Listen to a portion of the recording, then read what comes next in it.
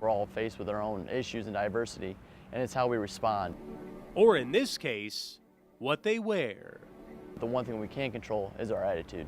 It's reflected in this small fashion accessory. It's just a simple message that is affected by everyone. Whose reach over the past 12 months is more sizable than its creator could have envisioned. The Stay Positive movement has just taken off. The launch point was right here a year ago. Butler University and Hinkle Fieldhouse were the vessel to which student Eric Day carried a new message. I wanted to give back, and any way I could give back was the way I was going to do it. To Jill's House, an organization that helped him get through treatments for a brain tumor 2 years earlier. A theme was derived from the attitude of a young cancer patient named Allison. With her going through radiation in the morning with me, she was also going through chemotherapy at night by herself, and she was more positive than anybody I've ever been around. With that in mind, Day had his message and a subtle way to pass it along. I had 50, and my only goal was to help out maybe the 50 closest friends. That the motto was stay positive. One of his first went to Eric Fromm, then a junior on the Butler basketball team. Eric, his story is really, really inspiring. And comforting when his father Leonard died of cancer in early 2013. My dad and I had a "it's all about perspective" message, which is essentially the same thing. I mean, if your perspective is positive, then you're staying positive. So when I look at this band, it would remind me of that.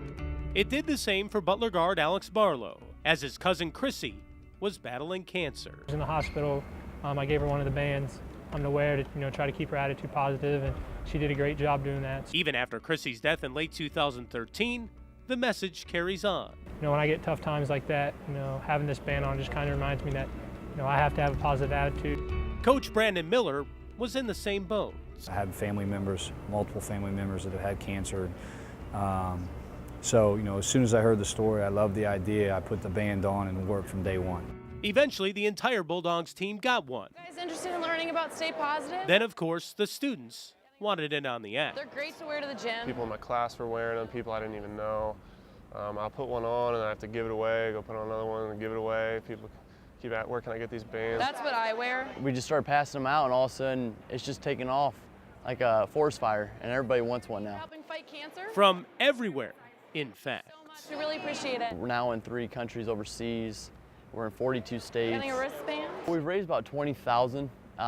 Some donations, some T-shirts, but I bet you there's well over 10,000 bands out there somewhere. Over the past 6 months, they're on people you never would have imagined. Zach McAllister, Cleveland Indians, Coach Brown, Cavaliers. Watch Coach Stevens on ESPN.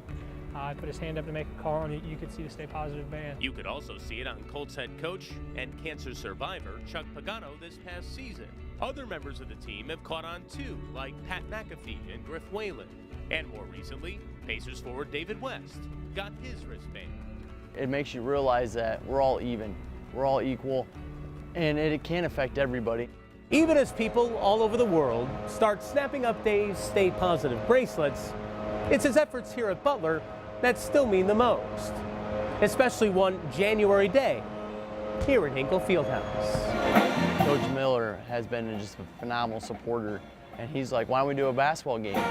So with NCAA approval, a Stay Positive game was held. Good afternoon, Bulldog fans. I didn't expect the cheerleaders, and we wore T-shirts and warm-ups. The whole student section had Dog Pound Stay Positive. When the Bulldogs face St. John's at Hinkle Fieldhouse on January 25th. Some of us shaved our heads in honor of people with cancer in the Stay Positive organization. One thing that I take back. They had the chance to speak to the crowd about the movement during media timeouts. And just how everybody was so engaged. You could hear a pin drop, which was one of the neatest experiences I've ever witnessed. And presented Jill's House with a check from the fundraising efforts, with Allison by his side.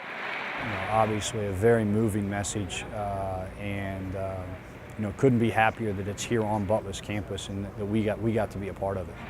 And all that it's become. But I wouldn't take any of their credit.